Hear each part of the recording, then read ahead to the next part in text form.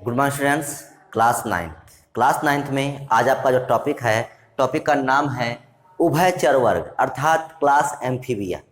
आज हम जानेंगे उभयचर क्या होते हैं, ठीक, इनको उभयचर क्यों कहा जाता है।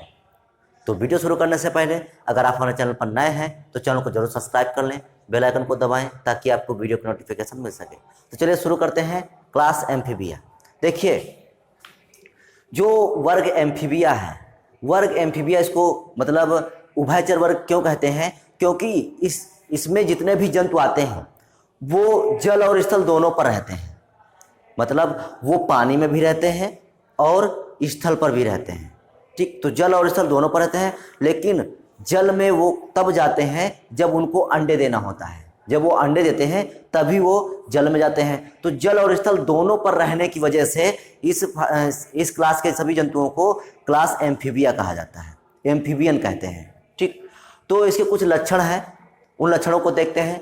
पहला लक्षण, ये मत्स्य वर्ग से भिन्न होते हैं। देखिए, मत्स्य माने मछलियाँ सभी समुद्रों और झील तालाबों में पाई जाती हैं, तो उनके अलग लक्षण होते हैं जो हम आपको बता ही चुके हैं पहले वीडियो में। तो ये मत्स्य वर्ग से भिन्न होते हैं। जो उभयचर वर्ग है ये कंप्लीटली जल में नहीं पाए जाते हैं, ये स्थल पर भी होते हैं, ठीक।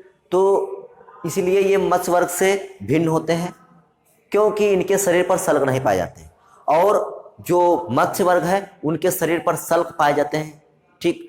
और जो उभयचर वर्ग हैं उनके शरीर पर सल्क नहीं पाए जाते हैं। तो जिस कारण से जो उभयचर वर्ग है वो मत्स्य वर्ग से, जो पिसीज वर्ग है, उससे डिफर होते हैं अर्थात भिन्न होते हैं।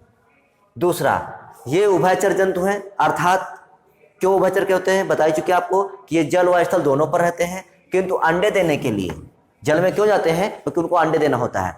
तो अंडे देने के लिए ये सदैव जल में जाते हैं, इसीलिए उनको क्या कहते हैं, उभयचर कहते हैं, क्योंकि जल और स्थल दोनों पर रहते हैं।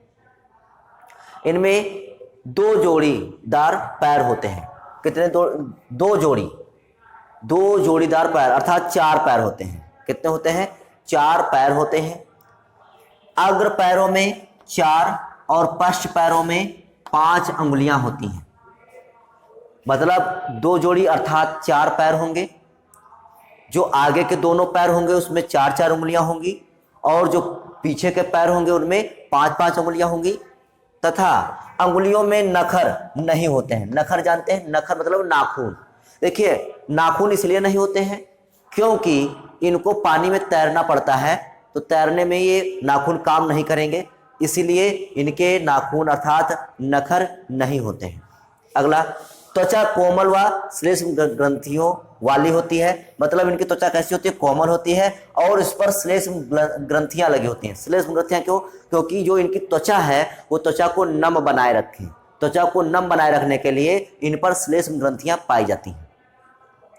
अगला, हृदय में 3 वेश। मोस्ट इंपॉर्टेंट, ये पॉइंट आपका मोस्ट इंपॉर्टेंट है।